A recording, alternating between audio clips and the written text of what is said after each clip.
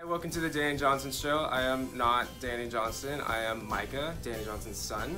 But if you were with us last week, you would learn that we were doing a weekly case study on the 4 different types of personalities. Last week was Sapphire on Thursday, and today, this Thursday, we're doing Rubies who are motivated by a challenge. So enjoy. Hi, my name is Ian. And what do you do here? I'm a part of the leadership development team. Nelly Sanchez.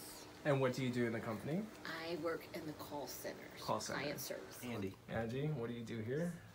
Product management. Product management. Okay. Is Tony technically your boss? Okay. Yeah. So talk to me as if I am, well, first me, but in Tony's position. As if I'm Brian. Okay. Or as if I'm Micah. Talk to me as if I'm Micah, but in Brian's position. Okay. Jeez. Okay. So is Tony technically your? Yes. And I'm asking you how to best communicate as we work together, right? I'll try to honor your little efforts. Can you guys settle down for like 5 minutes? Okay. So what do you like to receive when you've done something well, when you've accomplished something well? So what I like to receive is I like acknowledgement. I like to receive gifts of appreciation. Words just bother me, so I like action behind words. Just to know that my work is validated and that the more feedback that I get that's positive or negative, the better job I know I can do. So if I'm acknowledged for doing something great or if I need to improve in an area, I want to know both sides. That way I can do the best job and fix the correction. So clear communication and acknowledgement that it's done correctly or it's not done correctly so I can fix it really fast. One, I like to receive the feedback of how well it was. Yeah. And what else could be better. How else it could have been better. I don't care. How should I address issues or when things are done incorrectly? She kind of touched up on. Right, I I just tell me. Yeah. I really love honesty, and that's really important to me. And so if you just tell me straight up, like I can handle it. So just tell me straight up, don't sugarcoat it, fix it, and make it move on. To the point. I don't care for stories. Just, hey, this is what went wrong. This is how it needs to happen next time. We good? Good. All right, bye. Genuine, honest. Don't beat around the bush. Just give it to me straight, and you know, how do we knock this out of the park? You're not the type to take it personally. No, not usually. Awesome. If you're not kind to me, that's pretty much the only the only line. But other than that, I can take it. Head on. Don't pussyfoot around. Let's get it done. Yes.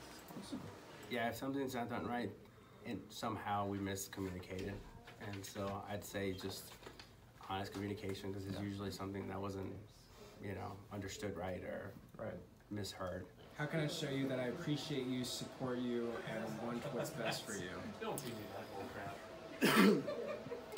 I would say that I know I'm more than Encouragement, not direction, because as a Ruby, you give me something, you tell me to do something, it'll never get done. I know what I want, I know what I like, nobody has to tell me anything. What kind of encouragement, though? So you like verbal specifically? Verbal is fine, but it needs to be backed up with either the action appreciation. If you appreciate the work I've done, then let's keep it going, let's follow through. Let's not say, oh, thank you, and then go away. I want some backbone behind those words. So words are fine. They're not all that for me. if I have questions, most of the time I operate by myself without much need of communication back and forth. But if I do have a question, or if I do need some help, that's really the only time that I would receive, needed support, or that's how you would gain my trust when the question does arise. You're there to answer it, and you do so in a meaningful way. I think everyone does this differently, whether it's acts of service or communication. I'm a words person, so if you come to me and you verbally tell me you know, this is great, or like, you're doing a great job, or I support what you're doing, or that means a lot to me. So I'm more of words of encouragement type of person. I'd say not just looking at the wins, but also potential for improvement, and you know, like how much better this could have been, as opposed to, yes, you did awesome. You know, these are some things that you probably want to keep in mind for whatever, and that way we have, you know, clear communication as to what's expected later on, and you know, growth happens, and you know, you meet and beat your goals and performance and everything else. Awesome. Yeah. That's really interesting to me, because for other people, and probably me as the other person, like if you were to tell me, you know, oh, you did a good job, but this is how you could have done it better, it probably would most likely like shut me down. But for you, Okay. Yeah. it Sure. gives you more energy, right? Yeah. Yeah. But I'm constantly competing kind of against myself. So if I deliver something, there's always something else that could have been done, you know? And so I want to be aware of that for next time, because I want to keep that in the forefront. Not to impress anybody, but just to beat my last win, kind of. What is the best way for us to work through communication issues if something happened between us, or Privately and with love, and then the hard stuff, and then love again. Because without that, I don't feel like I'm being heard, being taken care of, protected, or encouraged if you're just all about the painful part. So, and I don't think correction will ever happen without love. So. I mean, if it's like a missed deadline, or if, you know, someone dropped the ball somewhere, I think it's just like a, you know, kind of like the earlier question. It's a, hey, we missed the mark here for whatever reason. Let's figure out why it happened, and what we can do to make sure that it doesn't happen again. Mistakes happen, and I'm well aware of that. So it's usually, you know, first time, address it, okay, and then hopefully going forward it doesn't happen again. Yeah, I'd say just genuine and lay it all out. And sometimes, you know, there's emotion or whatever because of miscommunication, or you know, unrealistic expectations or whatever. I'd say just, I mean, with me, you don't have to worry about that, just because I don't get offended by stuff. I'd rather, you know, get it solved than, you know, than just be the elephant in the room kind of thing. For me, it's never a personal,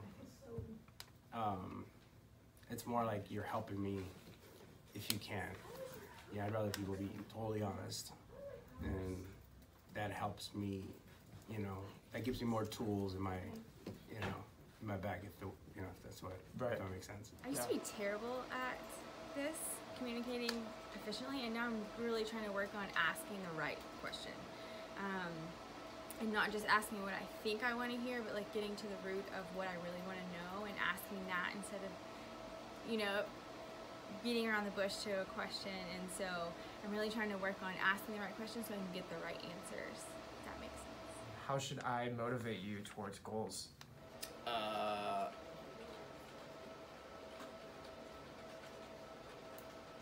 a good question. Don't give me any. Just show me other people that have been doing it, and I'll just be better than them next time around. That's awesome. Sorry. No, That's just who I am. I shouldn't apologize for who God made me, but everybody else has made me, you know, feel bad for who I am. Sorry. No more. That's awesome. Make them personal. If it's something I can relate to, like I really want to get it out there, you don't have to motivate me, because it's something that's like War on Dead, or like something that I really, really am standing behind. Like I want it to be like amazing. I like to be pushed and challenged, and I need accountability. So all those things together like really makes me reach a goal. So if I know someone is in the race with me, I'm gonna want to beat them. So I'm gonna want to do the best that I could possibly do. And so that pushes me. And then I have a tendency on the other side to not have a super great follow through, so I'm gonna need that. Like, are you doing this? How are you? Are you on track? And so when I have those two things is when I can crush it. If you tell me the meaning of the product and I buy into that personally, then that's the last thing you have to say. Nice. Because it's more of a competition against myself first. So it's harder to motivate you to accomplish something that you don't necessarily see the fruit in or the vision in, or that you don't necessarily agree with. Yeah, Yeah. if it's a yeah, I guess you're right. I mean, if I don't see the end goal or the fruit of it or the result, if you're just giving me, I can't follow a road like this because I see it doesn't drive me. Although this, I will make myself in the details as I line up my products. But if that's how you lead, then there will be no inspiration. It'll be all like miscommunication and everything else. I'd rather see what the end goal is, and then we build the roadmap to there. And then, I'm driven, like I was telling these guys, I knew I wanted to go to Michigan when Sarah and I were dating, and I wanted to move there. And so from Miami, Florida to Michigan, it's a 24-hour trip driving. And I was like, I'm getting there in 24 hours, and I'm gonna beat 24 hours. And so I did. I drove 24 hours without stopping to Michigan, and I had a box of everything I needed the whole trip. And I was like eating and drinking, energy drinks or whatever. And the whole way there, I only stopped to pee and put gas. And I even contemplated having gas cans in the bag so I wouldn't have to, just for the heck of it. But yeah, but I didn't make it. So like when I set my sights on it, there's no if, ands, or buts about it. Like, that's done. Did you make it there in less than 24 Yes, hours? I did. Less, like by minutes. By minutes, but I did. Because I was like, Maybe like money works, for sure. Reaching a certain goal. I think it's more if it's a team-based one versus an individual. Individual goal, I'm not really sure. That's a good question. I think I'm still figuring that out myself. But when it's a team thing, I'm usually on board all the time with when it comes down to team goals. It's just, hey, this is the focus. This is where we want to reach. I feed off of when the other members are reporting, what they're doing. Hey, I got this or I got that. And then I can throw in my bits and what I've done. So that, I think it's pretty easy as long as it's a team focus and everyone's bought in. It's pretty easy for me to buy in also. But individually, I don't know. It's tough. What characteristics do you look for in a workplace? Ooh, that's a good question. So ironically, I work I really kind of need a focus environment. I need a little bit of silence. I work hourly, so I work really structured.